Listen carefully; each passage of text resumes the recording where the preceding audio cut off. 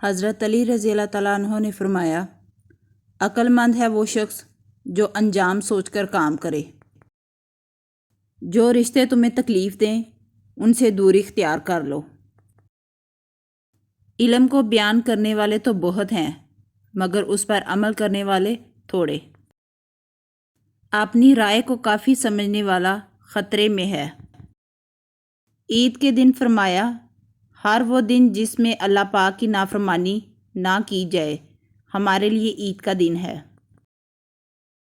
انسان 3 چیزیں کبھی نہیں بھولتا: اپنا ٹوٹا ہوا مان، لا حاصل دعا اور بے پناہ محبت۔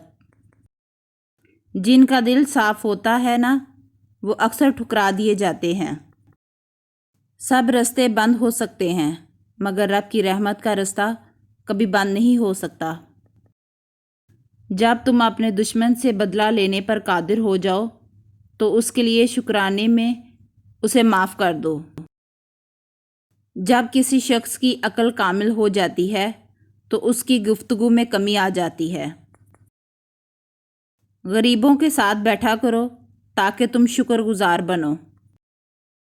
کسی کی تباہ حالی پر خوش نہ ہو، خبر نہیں کل زمانہ تمہارے ساتھ بھی یہی برتاؤ کرے۔ جو شخص یہ گمان رکھتا ہے کہ نیک اعمال اپنائے بغیر میں جنت میں ہوں گا تو وہ جھوٹی امید کا شکار ہے۔ زندگی کے 3 اصول بنا لو۔ اس سے ضرور معافی مانگو جسے تم چاہتے ہو۔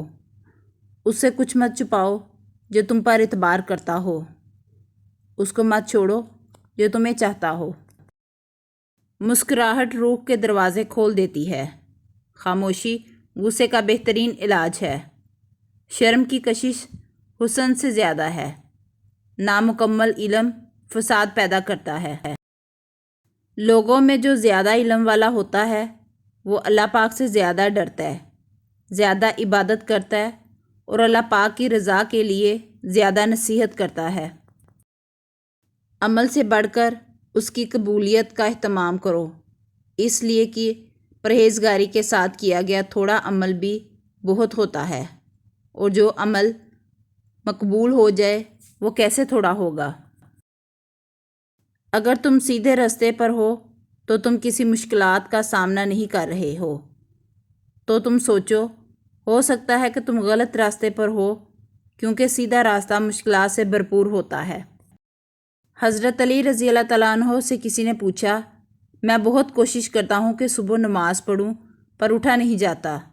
حضرت علی رضی اللہ تعالیٰ عنہ نے ارشاد فرمایا، یہ نیند کی وجہ سے نہیں بلکہ تم جو سارے دن میں گناہ کرتے ہو اور تمہاری گردن میں توق، ہاتھوں میں ہتھ کڑی اور پاؤں میں بیڑیاں بن کر تمہیں اٹھنے نہیں دیتا۔